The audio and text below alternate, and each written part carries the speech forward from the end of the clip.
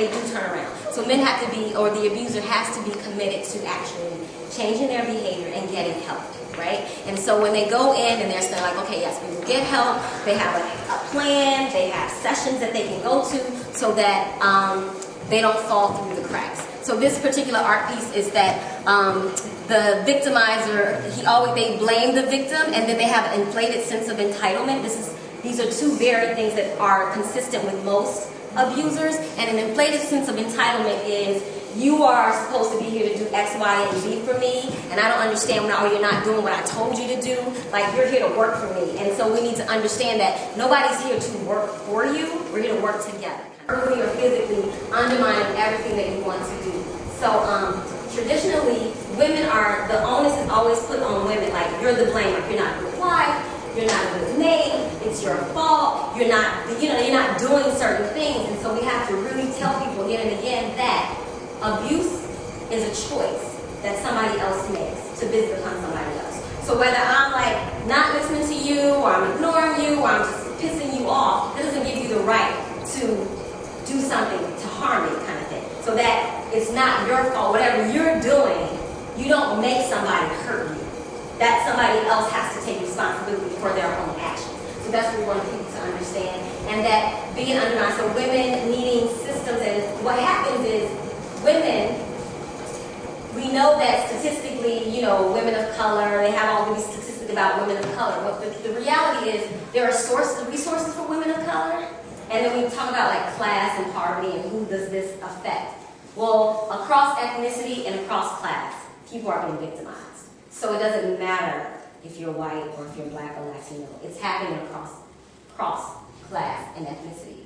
So women of color, because there's a system where you go get a social worker or you go get welfare or whatever, they're taking those notes and they're keeping a record. So a woman who has a private doctor may be getting beat up at home, but she doesn't have to go to the free health clinic, right? She can go to a private doctor and that remains anonymous. So that we need to understand that across the board, women are being undermined despite their ethnicity and their class. So this is the child's profile, and we talk a lot about, and this piece is definitely from the perspective of a child, in that when you're in a house and people are being victimized, that you internalize things, that they have high rates of suicide, they have high rates of high-risk behavior, whether that's alcoholism, that's drug, that's entering into having sex early and not safe sex, all kinds of emotional things that can happen. Now, just because you grew up in a household that was emotionally not healthy doesn't mean that you will automatically perpetuate that same cycle, but it can weigh on you, and people have to negotiate that. So this is a child who's screaming, and nightmares, sleeplessness, and resentment. Like a lot of resentment, displaced anger, just acting out, failing in school, not being able to eat, so all of that, all of those things can happen to a child. So this is the child's room. On this wall right here, Women in Transition has a program called the Clothesline Project. And they've been doing it, I want to say 13 years. And so women who go through the program, they have counseling services. Counseling services are free, low-cost sliding scale. We have information downstairs. Please take it for yourself or other people. These t-shirts were made by survivors. So you can definitely, at the end of the show, come back up and look at them in detail. And they're huge. This is just a small part because we're in a small space. But that's what this is for. So you can definitely see the artwork. It can be read. This is the she and this is the he. They can be read alone, or you can read them together. And part of it is that there's a female, this child is asking, who was my mother? Who was she before she became my mother? And who was this man who was my father? And then together, what are they? So that's why it's written as two pieces and then they merge together as one. So this is called Dismantling Racism. We need to dismantle that though. Dismantling Domestic Violence. So these pink and blue squares represent, male, female, that whole thing. So we're trying to get people to write what they think needs to be eliminated out of society so that this cycle doesn't continue. So people like low self-esteem, power, lack of education, somebody wrote poverty. So we're going to push some of these up so that you all can have the opportunity to write on them, kind of thing, and just leave your mark in the space. So you can do that, not right now, but definitely at the end of the piece when you come back through and you can leave it. When you go to counseling, what a counselor would try to work with you is on a safety plan. I don't know if you've ever heard of a safety plan.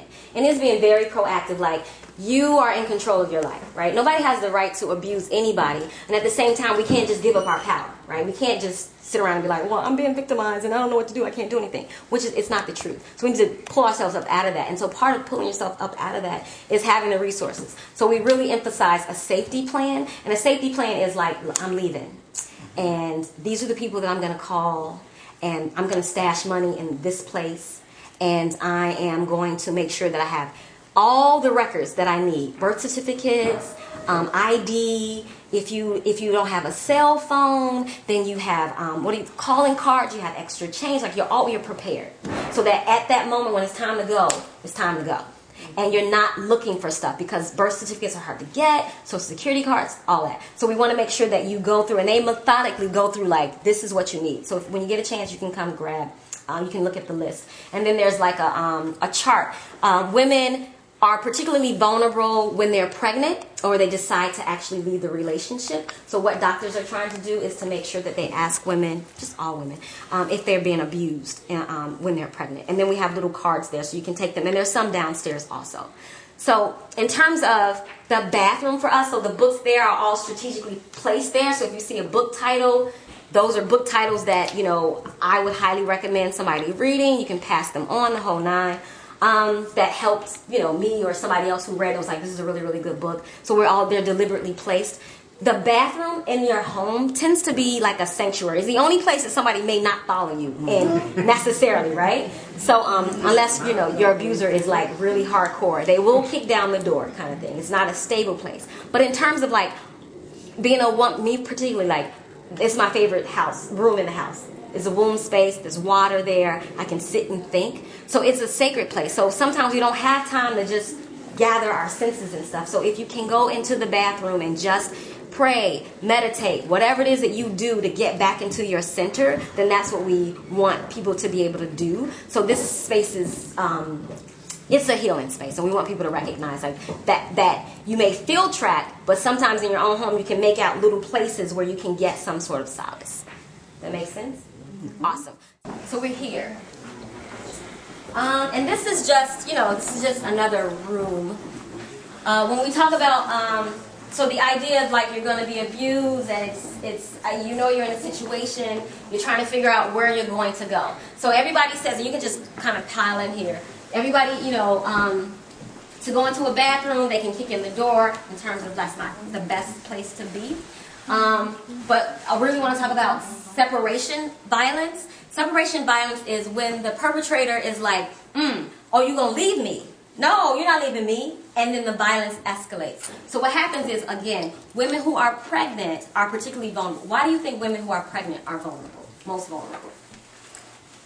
They're trying to protect their baby. Yes. And the perpetrator is like, they know that you're trying to protect your baby. So the likelihood of you leaving, they think, is slim to none. Because they have already threatened you. So women who leave, they feel like they're going to go, and if the perpetrator knows that they're trying to go, then that escalates the violence because now they feel threatened, like you're trying to question my authority kind of thing. Now, it takes up to 7 times. Some women, it takes them up to 7 times to actually leave the relationship, on average, 7 times. And that could be for very many reasons, but particularly it's children is one reason. Because they, you know, hoard children over people guilt people because of the children. You're not supposed to leave me. We're a family. You owe us. You're supposed to be a stronger woman. Whatever. Children. And economics. You know, women are still to this day dependent on their mates for money, and they may be controlling everything. So it's just very difficult for them to leave. So we just want to make sure, and that can be a tool for people to be manipulated by. Definitely. Crazy place. So the kitchen. So we talk about bathroom, not necessarily the safest space to be in because they can kick in the door. If you are in a situation, you never, ever, ever, ever, ever want to fight in the kitchen. Well, not it's working in the kitchen. All day, right? That's so, right. clearly, and so that's why we turn this around, right? So this is usually propped open because there are knives. There's a knife on the cutting board. This is a stove. I don't know, when we came in, the tea kettle was on, so this is hot, right? And it's small, it's tight. These are skillets, right? All kind of weaponry, right? So the key is, if you're in a situation, you want to be in a place where you can get an exit. This house in particular is not a great place